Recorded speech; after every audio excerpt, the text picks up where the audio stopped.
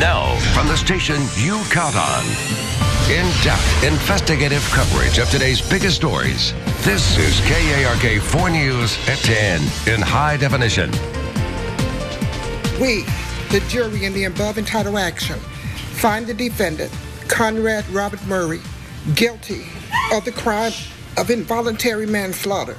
I'm going to be asking the doctor accused in the death of Michael Jackson found guilty today in the Los Angeles courtroom. Tonight, the end to what's been a very public and emotional journey for friends, family, and fans of the pop icon. Good evening and thank you for joining us tonight at 10 o'clock. I'm Bob Clausen. And I'm Jessica Dean. We're glad you're with us tonight. It took jurors only 9 hours to reach that guilty verdict. Prosecutors painted Murray as a reckless physician who abandoned Jackson while he was under the effects of the powerful anesthetic propofol. And questions now surrounding propofol have Arkansans wondering about its use and maybe even potential dangers. KARK4's Brittany Johnson joining us now with an in-depth look at what doctors have to say about that particular drug. Brittany, what'd you find out?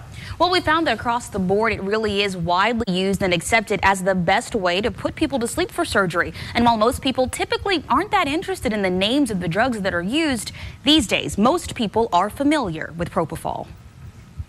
The most common question is at the Michael Jackson juice. Almost every day, Joe DiOrio puts patients under anesthesia, and every day he gets questions just like this. They ask what we're going to give, and even though most of them are lay people and don't really know that what we're using, they know the word propofol. Propofol, the drug said to have killed Michael Jackson, was approved by the FDA in the 1990s. While DiOrio says it's used thousands of times a day across the country without incident, doctors now find themselves reassuring patients regularly. And I explain to them it is the same drug, but in the hands of a trained anesthesia provider, it's extremely safe. And it's not just changing the way patients do things. One woman says her doctor felt the need to work Jackson's death into a consultation visit. I'll need to be put under.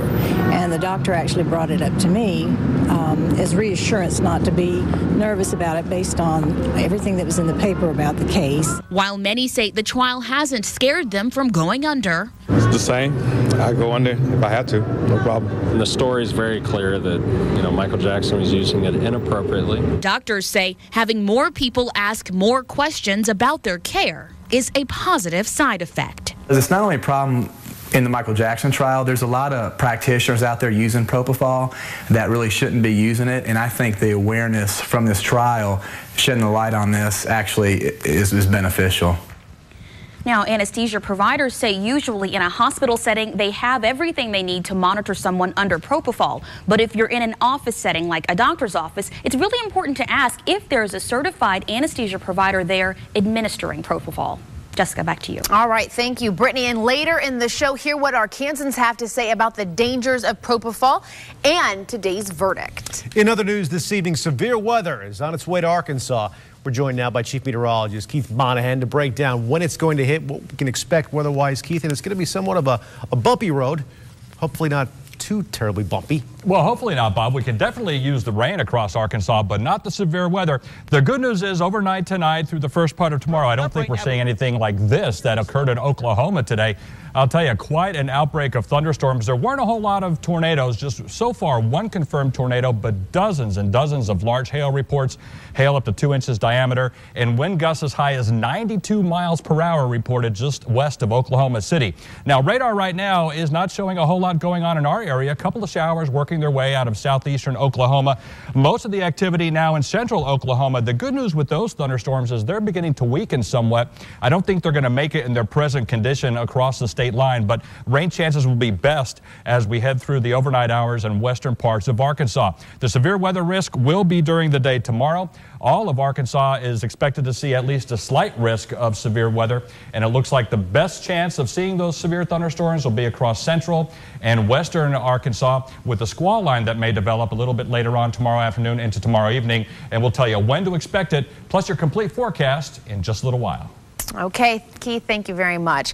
Hundreds of neighbors in one North Little Rock neighborhood banding together to protect a hill in their historic community. It's a story new at 10 tonight. Residents in Park Hill filed a petition with the city clerk today opposing a proposed parking lot that would cut into the hillside behind their homes. Right now, the homeowners enjoy a 400-foot tree line buffer they say keeps out traffic noise and preserves their view. First Pentecostal Church wants to develop that land into a parking lot with more than 400 spaces. We would lose what we consider a great part of Park Hill, which is this beautiful wooded area, and what people typically see as they're driving up towards North Little Rock is this beautiful hillside. The City Council will take up that issue at their next meeting, which is next Monday. Taking a look at other stories making headlines throughout the day. After a chase and shots fired, the driver of a stolen big rig still on the run tonight. Police actively looking for this person. Pulaski County deputies say this morning they spotted a big rig that was reported stolen. It's the rig that you see right here. After a short pursuit, the big rig pulled over. That's what police say the driver rammed both of their vehicles, causing extensive damage. A deputy then got out of his car, shot at the rig as it drove off. But because of the damage to their cars, obviously they could not continue the chase. They later found the rig abandoned at the 4500 block of Neely Road. If you have any information on who may have been behind the wheel of that rig, call police. An off-duty Little Rock police officer caught on camera repeatedly punching a man in the face, and now the man who was hit wants that officer, he says, off the street. However, police say what you see in the video may not be telling the entire story here. Take a look. The cell phone video captured by a bystander outside of Furneaux in Little Rock shows Lieutenant David Hudson punching Chris Irwin several times in the face. Irwin was injured, obviously. He and a friend ultimately arrested. The police report says it all began inside. Irwin and his friends, according to the report, were told repeatedly to leave a private party at Furneaux. The report says Irwin was actively resisting arrest. Little Rock Police Lieutenant Terry Hastings says there may be more to the story than what you see right here on this video. But speaking for Irwin, his attorney Keith Hall says the report's allegations aren't true, and either way, the officer's actions were so violent he should be taken off the street. You look at the tape and you tell me who made this a volatile situation. An investigation obviously underway. Of course, we're going to keep you updated on this story and much more. Meantime, a top cop in Little Rock will soon be leaving his post as an investigation we first brought to light now continues. KERK learned today Assistant Chief Carlos Corbin will soon retire. You may remember we told you about an accident Corbin was involved in early last month.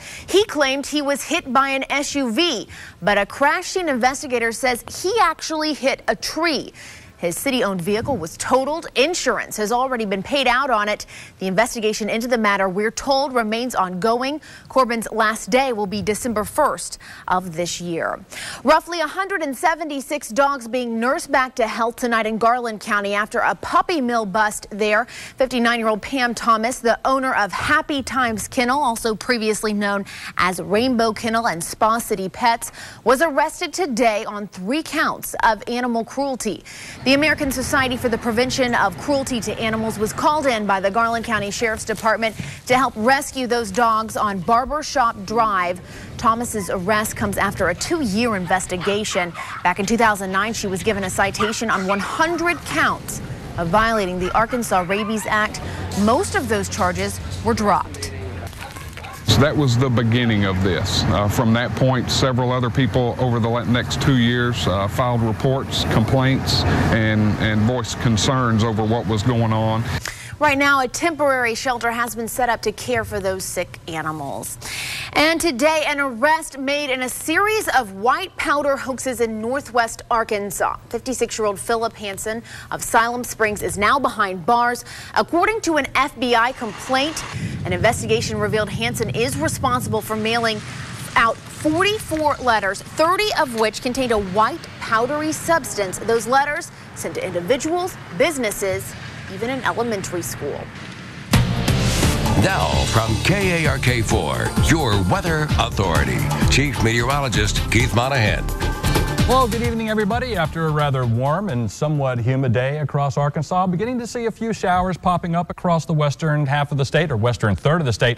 Most of those, some of the leftover activity moving out of northeast Texas on into southeastern Oklahoma, and I think that'll be the case as we head through the evening hours. There is more activity further off to the west, though, crossing central Oklahoma. Some of that activity is still strong, but it looks like right now these thunderstorms will be weakening as they head off to the south and east. I think the best chance of rain as we head through the evening hours will be across the western third of Arkansas, with those rain chances increasing as we head through a little bit later on during the day tomorrow. But around here today, 78 and 56 the numbers, both of those well above our averages of 67 and 45. We're still very mild this evening with cloudy skies in Little Rock, 67. Humidity is at 70%, and the warm temperatures and higher humidity thanks to southeasterly winds right now at 9 miles per hour, and the barometer's falling with low pressure beginning to develop out in the central parts of the United States and the associated cold front that'll be moving through our area by late tomorrow. Temperatures late this evening generally holding in the low to mid 60s across the northern part of the state, mid 60s to even a few low 70s across the southern and southwestern part of Arkansas. 72, one of the warmer spots right now at Mena. Don't get too used to these temperatures. We'll see another warm day tomorrow, but then much colder weather is on the way. Along with that cool down, we're going to see the threat of severe thunderstorms. Slight risk in the lighter yellow shading area. Within the darker yellow shading, that looks like that's the best potential to see severe thunderstorms tomorrow. Still only a slight risk, about a 1 in 3 chance, but that's central and western parts of Arkansas. And I think the big threat with this storm system is going to be a squall line that'll be developing as we head through a little bit later on tomorrow afternoon. As far as rainfall concerned, much needed rain will be crossing the state. And general amounts generally from about 1 inch to 1.5 inches. Some higher amounts will be possible in the vicinity of some of their heavier thunderstorms. Mainly cloudy during the day today. More clouds are on the way, those courtesy of that area of low pressure and cold front just off to our west. And again, as that storm system begins to intensify and move off to the east and northeast over the next 24 hours, that's where we're going to see our rain chances picking up. Tonight, a mainly quiet night. I think a couple of showers and thunderstorms will be along the western border by late tomorrow afternoon. They should evolve into a squall line, and that squall line will be crossing the area as we head through 5 to 7 o'clock for the western counties. I think central Arkansas between about 7 and 9 o'clock, and then they'll begin to weaken as they move toward eastern Arkansas. Once that activity is out of here, rapid clearing, much cooler temperatures on the way as we head toward the day on Thursday. For tonight, though, look for cloudy skies, 30% chance of showers, low by morning of 60. For tomorrow, 60% chance of showers and thunderstorms by late afternoon. Look for a high of 77. As we head through the next 7 days, we're going to see, again, best chances of rain, the possibility of severe weather as we head through tomorrow night. And then quick clearing for Wednesday. Wednesday's high around 60, same for Thursday and Friday. Again, it looks like the biggest threat from this activity will be strong damaging winds. We saw some of those strong winds in Oklahoma. And of course, you can get your forecast while you're out and about on Kissin' FM. So stay tuned next 24 hours. This time tomorrow night, that squall line should be moving through. We'll keep you up to date. Gotta tell you, the weather over the weekend was great. It was fantastic, but got to pay the piper now. And I want to say thanks to all the folks out in East End. We had a great time. Oh, that's right. The Grand Marshal. I want to say thanks to Becky, Marcia, Bob, everyone out there. It was a fantastic time. Everyone told me I was going to have fun. I did. Yes. Awesome. So Bob always has fun. That's right. And thanks for the good weather. Okay. Keith, thanks very much. Now the charges have a name and a face. A woman who claims she was groped by a Republican presidential candidate, Herman Cain, speaking out. Plus this. And their inaction likely allowed a child predator to continue to victimize children for many, many years. A scandal rocks the world of college football. Allegations that a number of children were sexually abused by a Penn State coach. These stories and more in just 60 seconds. This is KARK 4 News at 10 in high definition with Bob Clausen, Jessica Dean, Chief Meteorologist Keith Monahan, and Sports with Carrie O'Hara.